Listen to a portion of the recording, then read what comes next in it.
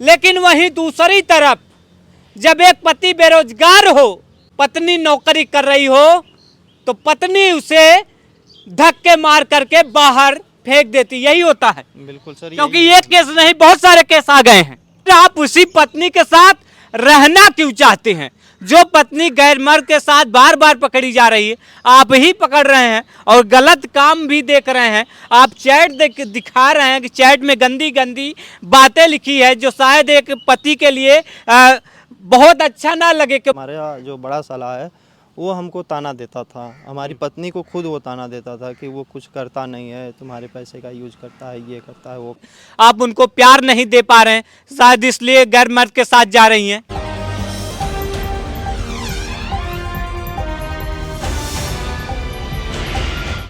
अभी एसडीएम ज्योति मौर्य का मामला ठंडा भी नहीं पड़ा कि और एक मामला सामने आ गया है। ये राजकुमार गौतम है और इनकी पत्नी मीरा है। ये भी पढ़ाते लिखाते हैं, इनको टीचर बनाते हैं, लेकिन जब ये टीचर बन जाती हैं तो फिर किसी और टीचर के साथ लव यू खेलने लगती हैं। जब ये पकड़ाती हैं तो इनके पति पूछते हैं कि आखिर आपने ऐसा क्यों किया। हलफनामा जरा दिखाइएगा। ये मीरा देवी लिख करके देती हैं कि अब मैं ऐसी गलती नहीं करूंगी। मेरी जो गलती है, मैं मीरा कुमारी आज शपथ लेती हूं कि अपने जीवन में किसी भी गैर आदमी से बात नहीं करूंगी, और अगर जीवन में करूंगी ऐसी गलती अगर मैंने की तो मेरे पति द्वारा बहिष्कार कर दिया जाएगा। लेकिन अब बहिष्कार इनके पति नहीं कर रहे हैं, बल्कि वो लव यू खेल करके किसी और गैर मर्द के साथ इसको लड़ाने लगी है। क्या पूरा मामला है राजकुमार जी? आप दर दर भटक रहे हैं। ज्योति वाला मामला भी ठंडा भी नहीं पड़ा कि आपको भी वही सेम परेशानी है। आपकी भी पत्नी आपको छोड़ के चली जाती है, आप भी पढ़ाते लिखाते हैं, आपके भी बच्चे हैं। बिल्कुल सर, हमारी जो पत्नी है वो बहुत धोखा दिया है हमको। ये रिश्ता हमारा बिगड़ा था 2020 में पहली बार। क्या हुआ था? पहली बार क्या हुआ था? पहली बार वो पकड़ी गई थी गलत तरीके से अपने घर पे ही। हम उनको मना किए थे, पता चला था हमको कि उस व्यक्ति से बात मत करिएगा। तो वो व्यक्ति जो है इनसे व्हाट्सएप पे चैट करते हुए मिला हमको रात में। हाँ। तो रात में क्या आपने भी व्हाट्सएप को हैक किया था? नहीं सर, बिल्कुल हाँ। नहीं। वो स्वेच्छा से वो अपना रखी थी मोबाइल, और जब हाँ। हमने रात में मोबाइल उठाया, वो तारीख था 13 मार्च 2020। तो हमको उनके मोबाइल में ये व्हाट्सएप दिखा। अच्छा। ये व्हाट्सएप दिखा तो इसमें कुछ बातें ऐसी हैं जो कि बहुत ही हमारे लिए खराब थी। यहाँ पे रमन पता नहीं, लेकिन बहुत टटा था, ऐठन भी होता, साथ ही साथ तोहार याद भी बहुत आवत बा। यही चीज आप व्हाट्सएप पे देखे थे? यही व्हाट्सएप पर देखें तो हमको लगा कि ये क्या चीज़ें हैं कि ऐसा क्यों कर रही है। तो पूछने पे उसे हम पूछें और उसके भाई को फ़ोन किए। उनका भाई उन्हीं के साथ टीचर है और उन्हीं के साथ ही रहता है, उसी रूम में रहता है। हाँ, बहन के साथ ही रहता है। तो उसको हमने फ़ोन, भाई भी टीचर है, बहन भी टीचर है, दोनों लोग टीचर हैं। तो हमने उनको फ़ोन किया तो उन्होंने हमें बताया कि नहीं, इसको शक था, हम पहले भी कभी पकड़ चुके थे इसको, वो डिटेल भी है मेरे पास। तो फिर हमने पत्नी से पूछा तो पत्नी ने कहा कि हाँ, ऐसी ऐसी स्थिति है, उसका जो शारीरिक संबंध है वो ज्योति प्रकाश रमन से है। तो मतलब कि आप जब इनको पकड़ लेते हैं फिर शपथ पत्र देती हैं? हाँ, फिर एक समझौता होता है, चूँकि ये परिवार से जुड़ा मामला होता है और इज्जत का मामला होता है। तो हम लोग अपने घर में बैठ करके इसमें हमारे फूफा फूफा, हमारे मम्मी पापा और उधर से हमारी पत्नी के भैया जो उनके साथ ही पढ़ाते हैं। क्या आप उस दौरान जब ये चैट देखे तो क्या आप अपनी पत्नी को रखने के लिए तैयार हो गए थे? क्या कोई पति इस तरह से जो गलत काम करते हुए अपनी पत्नी को देख ले, क्या वो रखने के लिए तैयार हो जाता है? पत्नी जब हमको ये पता चला स्पष्ट रूप से कि वो गलत है तो बहुत दुख हुआ उस समय, चूँकि हमारी बिटिया भी उस समय बड़ी हो रही थी, वो लगभग 3 साल की थी उस समय। तो सारी चीज़ों को देखते हुए कि उनकी अभी नौकरी हुई है और जो चीज़ें बिटिया है, हमारा परिवार बढ़ने वाला है, वो भी मम्मी पापा का पैर पकड़ करके माफ़ी मांग रही थी। तो हमें लगा कि एक बार इनको माफ़ करना चाहिए। पैर पकड़ के माफ़ी क्या मांग क्या रही कह थी रही थी कि उस हमको दौरान? मीरा कुमारी क्या कह रही थी आपसे? उस दौरान हमसे कह रहे थे कि हमको माफ़ कर दीजिए, अनजाने में गलती हुई है और चीज़ों को हम जी के सिखाएंगे, क्योंकि उन्होंने हमसे अपनी मर्ज़ी से शादी की है। हमारी जो शादी एक तरीके से कहा जाए तो एक लव मैरिज था, लेकिन बहुत ही अच्छे से हमारी शादी अरेंज मैरिज हुई थी। हाँ। और जो रविशंकर वो हमारा पुराना मित्र है, इस वजह से वो शादी हुई। तो अपने से वो शादी की थी, तो हमें लगा कि एक बार माफ़ करना चाहिए। तो यहाँ पे वो लिख के दिए शपथनामा, उन्होंने अपने हाथ से लिखा है और शपथ लिया कि मैं पश्चाताप करूँगी, अपने परिवार में रहूँगी, अपने बच्चों के साथ रहूँगी। फिर हम चीज़ों को भूल भूल गए, चीज़ें सही हो गई थी, लेकिन उसी बीच हमें नहीं पता था कि उनका क्या है क्या नहीं है, कि मान गई कि नहीं। आप फिर घर में तो साथ रहते होंगे ना? हाँ, घर में साथ रहते थे, वो अपना स्कूल जाती थी, हम भी स्कूल पे उनके रहते थे, ये सब चीज़ें हो गई। तो जिस टीचर के साथ, जिस अध्यापक के साथ अफेयर है, वो कहाँ पढ़ाते हैं? क्या वहीं उसी स्कूल में पढ़ाते हैं? नहीं, वो उस स्कूल में नहीं पढ़ाते, उनका बगल में ही रूम था। तो दूसरी बार आप कैसे पकड़े? जैसे आलोक रेकी कर रहे थे ज्योति मौर्य के, जाते हैं होटल में, जिस तरह से ज्योति मौर्य मनीष दुबे के साथ ठहरी थी और आलोक रेकी करके वो ज्योति को पकड़ते हैं, क्या आप भी रेकी कर रहे थे अपनी पत्नी की? विश्वास नहीं था? बिल्कुल ऐसा हमने कुछ नहीं किया था कि उनका पीछा किया जाए, क्योंकि हमारा जो शादी था वो आपसी समझ से शादी था और हमारा परिवार आगे बढ़ चुका था, एक बिटिया हो चुकी थी, फिर बेटा भी 2021 में हो गया। और हमें ऐसा शक ही नहीं लगा कि हमारी पत्नी अभी भी कुछ ऐसा कर रही होगी। लेकिन हमें फरवरी में 2022 के फरवरी में फिर हमें एक चैट मिलता है उसी का। क्या मिलता है उसमें? उसमें ये मिलता है कि अच्छा, ऊपर की चीज़ें डिलीट करते गए हैं लोग और हाँ। नीचे बातें इतनी मिली हैं कि अच्छा, लोहरा डोंगिया अभी। जब हमने इसके बारे में पूछा डिटेल, तो कहना ये था कि वो जो है कि मिलने गए थे, लोहरा डोंगिया बंधा एक जगह है हमारे ही गांव के बगल में, वहाँ ये लोग मिलने गए थे। तो ये सब जब पता चली तो हमने अपने ससुराल में फ़ोन किया और कहा अपने ससुर जी से कि ऐसे ऐसा कर रही है आपकी बिटिया फिर से। तो उन्होंने कहा कि इसको पहुंचा दीजिए, हम समझाते हो जाते हैं। और जैसे ही उसको हम उसकी सहमति से उसके घर पहुंचाए, वहीं से सारा मामला बिगड़ गया, सारा मामला विपरीत हो गया। अब जो है उनका भाई जो रविशंकर कुमार और विजेंद्र कुमार, हमारे ससुर प्रेमनाथ और सास जो हैं, और उनके एक रिश्तेदार हैं नेताजी करके, वो लोग सब लोग उनके सपोर्ट में हैं। कई बार हम अपना घर बसाने का प्रयास कर चुके हैं, लेकिन वो कहीं भी किसी भी पेपर में ये नहीं लिखी कि हम अपना घर बसाना चाहते हैं, जबकि हमने बहुत जगह फरियाद कर चुका है, बहुत जगह। आप क्या करते हैं? कहीं आप उनको खुश नहीं रख पा रहे हैं, आप उनको प्यार नहीं कर पा रहे हैं, आप उनको प्यार नहीं दे पा रहे हैं, शायद इसलिए गैर मर्द के साथ जा रही हैं। ऐसा नहीं है, अगर उनको ऐसा लगता तो हम नहीं बता सकते, लेकिन हमारे समझ में ऐसा कुछ भी नहीं है, क्योंकि हम पढ़ाई लिखाई करने के बाद घर ही रहें। यहाँ तक कि वो जब नौकरी कर रही थी तो उस समय हम एक बिजनेस करने के फिराक में थे कि एक कंस्ट्रक्शन का बिजनेस, उस पर सहमति उनकी भी बनी थी, लेकिन उन्होंने मना कर दिया कि हमारे साथ रहना है आपको। तो वो काम भी छोड़ करके हम उन्हीं के साथ रहने लगे। चूँकि बच्चा भी हो चुका था उस समय, तो हमें लगा कि हमको बच्चे को संभालना पड़ेगा और ये स्कूल जाती थी, तो इसलिए कोई काम नहीं हम कर पाते थे और उन्हीं के साथ रहते थे। लेकिन अब वो उतने ही समय में क्या कर रही थी, किससे बात कर रही थी, ये बातें हमको नहीं पता थी। लेकिन जब ये चैट मिला हमको फरवरी 2022 में, तब सारी चीज़ें मालूम हुई कि अभी भी वो बातचीत उससे करती हैं। तो कहीं ना कहीं उनका अट्रैक्शन उस व्यक्ति की तरफ ज़्यादा है। चूँकि हमसे भी वो प्रेम विवाह की थी, तो पता नहीं क्यों और कैसे उनका 2 बच्चे होने के बावजूद उनका मन कहाँ है, किस तरीके से है, ये हम नहीं कह सकते कुछ भी इसके बारे ये आपका प्रेम विवाह कैसे हुआ था? में। इनका जो भाई है, जो उन्हीं के साथ टीचर है, रविशंकर कुमार, ये हमारा सहपाठी रहा इंटर में। उस समय हम लोगों का खदान चलता था, बहुत अच्छा पैसा वैसा आता था। सुकृत में हम लोगों का बहुत पिताजी लीज होल्डर थे, तो पैसा वैसा काफ़ी था हम लोगों के पास उस समय। उसी समय थोड़ा बातचीत होने लगा, तो हम इसके घर भी गए थे, रविशंकर के घर, तो वहीं से शायद इन लोगों का अट्रैक्शन बढ़ा। फिर हमारे सिस्टर की शादी हुई, तो हमारे ससुर और जो साला हैं वो हमारे घर आए थे उस समय, हालांकि शादी नहीं हुई थी 2010 में। तो वहीं से शायद इन लोगों को लगा होगा। फिर उधर से ही हमारे पत्नी की तरफ से ही ऑफ़र आया कि हम शादी करना चाहते हैं। तो हमने उनसे कहा था कि आप अपने घर में बात करिए, हम अपने घर में बात करते हैं, दोनों लोग अगर मान जाते हैं तो शादी होगी। और दोनों लोग मान गए। 2012 में हमारा बरच्छा हुआ, 14 में हमारी शादी हो गई। यानी 2 साल का गैप इसमें भी रहा। बहुत सोचने समझने का मौका था सबको, लेकिन शादी हो गई। उस समय कुछ नहीं, बस ये था कि शादी होनी है, उधर से भी और इधर से भी। लेकिन जब नौकरी लगी उसके बाद 2019 की शुरुआत से ही रिलेशन बिगड़ना शुरू हो गया।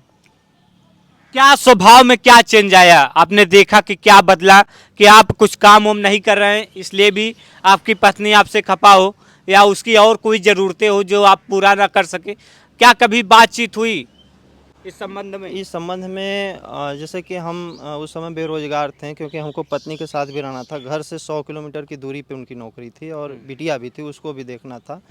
तो हम उनके रूम पे उन्हीं के साथ ही रहते थे। तो हमारे ससुराल से हमारा जो बड़ा साला है वो हमको ताना देता था। हमारी पत्नी को खुद वो ताना देता था कि वो कुछ करता नहीं है, तुम्हारे पैसे का यूज करता है, ये करता है, वो करता है, जबकि ऐसा कुछ भी नहीं था। वो वो खुद कहती थी कि आपको हमारे साथ रहना है।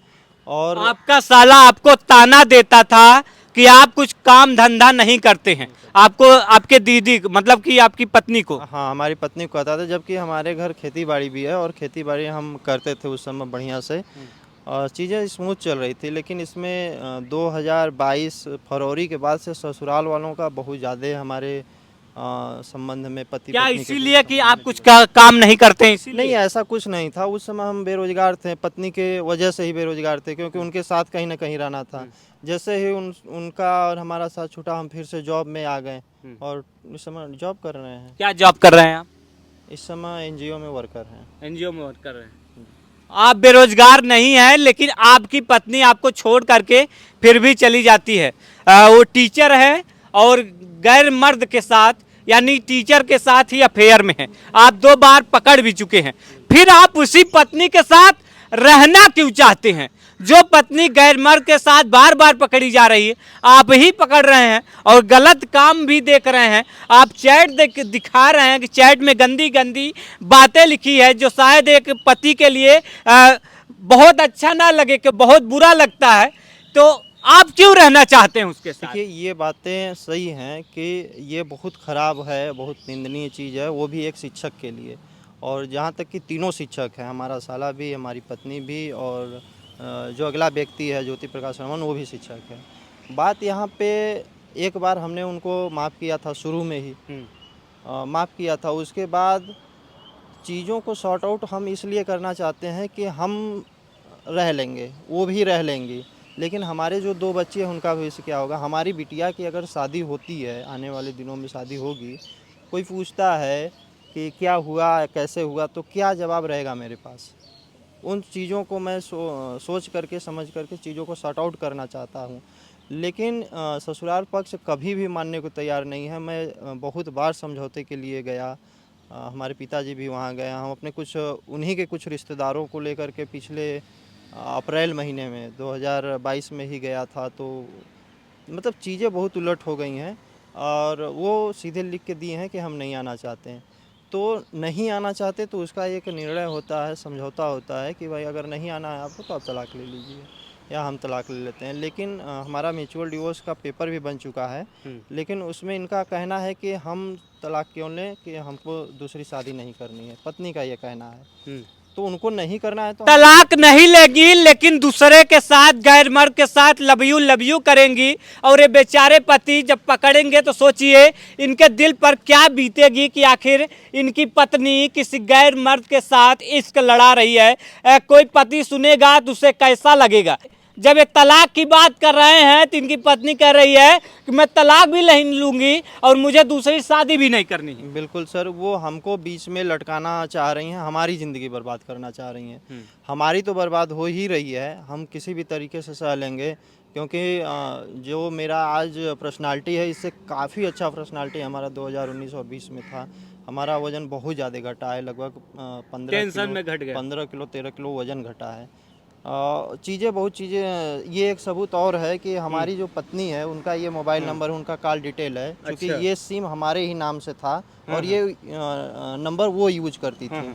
ये हमको 30 सितंबर 2022 का कॉल डिटेल मिला, उस व्यक्ति से बात होती है।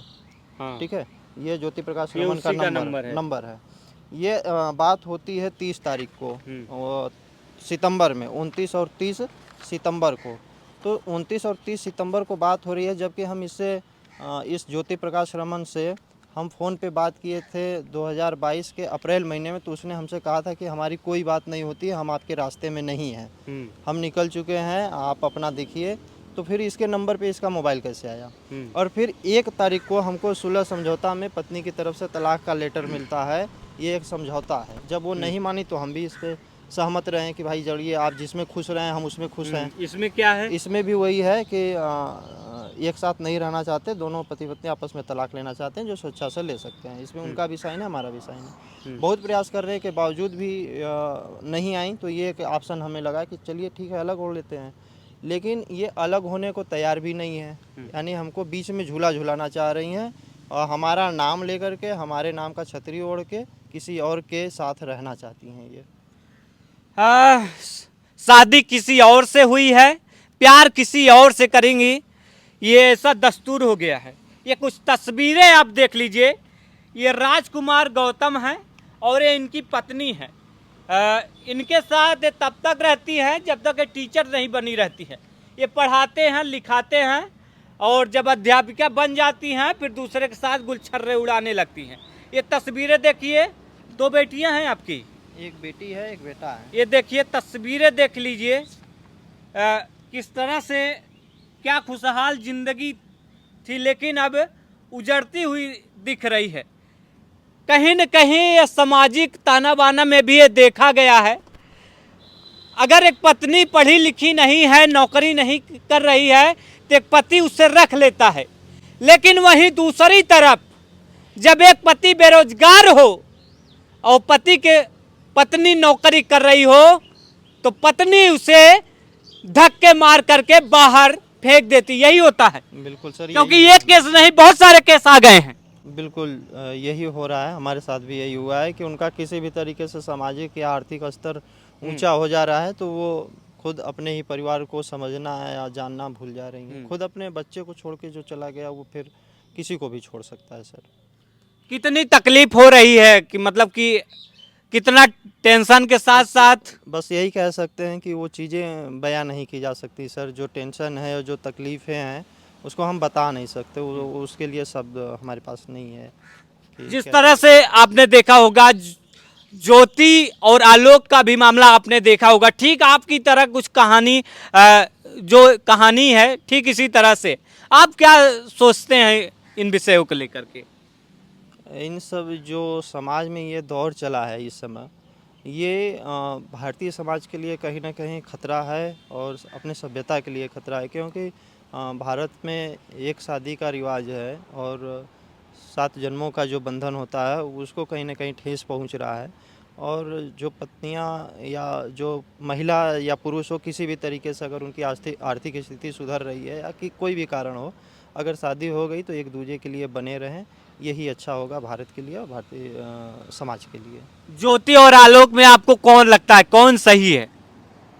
सर ये देखा जाएगा, अभी जो चीज़ें चल रही हैं जो मीडिया में जहाँ तक जानकारी है, उस हिसाब से तो अभी जांच चल रहा है। इस पर कुछ कह नहीं सकते हैं अभी फ़िलहाल कि कौन सही है कौन गलत है, ये एक जांच का विषय है। इस पर हम स्पष्ट रूप से कुछ नहीं कह सकते।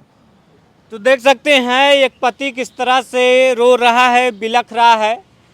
राजकुमार जी हैं, इनका कहना है कि ये पत्नी को पढ़ाते हैं, लिखाते हैं, और फिर इनकी पत्नी टीचर बनती है। जब टीचर बनती है तो किसी और टीचर के साथ गुलछर्रे उड़ाने लगती है। जब इनको पता लगता है तब इनकी पत्नी इनसे माफ़ी मांगती है, लेकिन फिर से वही कांड इनकी पत्नी करने लगती है।